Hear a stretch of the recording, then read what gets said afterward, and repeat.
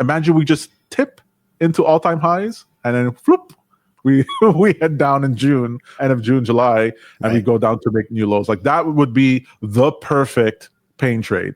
Just when everyone goes, okay, we're all-time highs, it's over. Like we got to get back in. Nothing there anymore, and boom, we're going down to the other side. What I find amazing about all of this is, especially in periods of volatility, the rules around being greedy when others are fearful and fearful when others are greedy are the most apparent than any other scenario. And I feel like we're in that zone now. It was very important to be very greedy during this recent bottom right around April 8th. That day would have been the perfect day, especially since we were all cued off by Trump himself on Truth Social saying now is a good time to buy. The other advantage, of course, is that support zone was fairly well established. And the next morning, it was one of the biggest bull candles I've seen in my entire career. I think that same thing could be held true, especially as we start to push up to these new highs, that we want to look for that zone where everybody feels like we're in the clear. To your point, especially if we start to see confirmation around those resistance zones that I'm concerned about, I'm going to be getting really short. Well, it's very nice to get when you get into retail trading or in the markets at all, you have to learn Fed speak.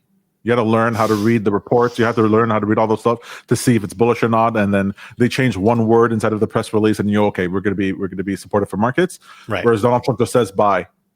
There's like no hesitation, just like buy the markets. Him and his sons or whatever buy the markets, and you're like, okay, clear. I'm just buy the markets.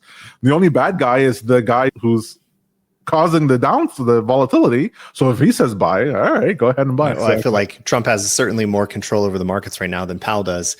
There's still an expected pause, about a 92% probability of a pause on the May 7th meeting, and only about a 60% chance, or currently a 60% chance of a finally getting a cut in June.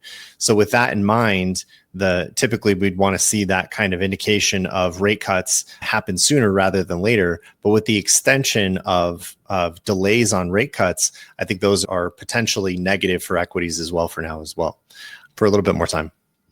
Maybe we get the rate cuts in September, October.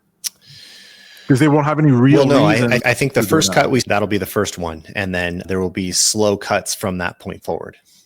Wait, do you think it's 50 basis points or 25 basis points in June? 25 basis points in June. That's what's being priced in. Okay. Yeah, 90%. That's being priced in. Okay. I have a poly market bet that says 50 basis points in May. I was really hoping this I think we're still paused on May 7th. Yeah. One last thing I wanted to show here is from Tier 1 Alpha. I know we talk a lot about the options market, but they're really like the goats when it comes to this sort of thing, them and Spot Gamma. And they put out a tweet a couple of hours ago saying that to watch the fade, over 71% of the S&P is currently trading lower. NVIDIA and Tesla are still trying to prop up the index, together accounting for about 30% of the remaining bullish momentum. Mm-hmm. And so when you're looking at the underlying dynamics of the market, both in option positioning and in distribution, performance distribution, you really get a sense of, hey, the ice is cracking underneath my feet. Like you don't wait till it breaks. You go click, click, okay, get off the ice. So for the trade, this is where I would start to look for discounts in put premium and start to accumulate puts for the next 3 months, expecting a downdraft, which I think could very well come. And like you said, could easily go to a lower low. Which would I'm anticipating at this point. So even if there are some interesting value buys at the moment, I would still prefer to dollar cost average over the next 6 to 12 months because there could be a lower low, which creates even more opportunity there. And isn't that the beautiful retail trade? You use this information, you buy puts if you're going to be buying puts, 3-month puts, and then, or you roll, weekly puts, whatever it is, and based on market news. And then every dip you buy.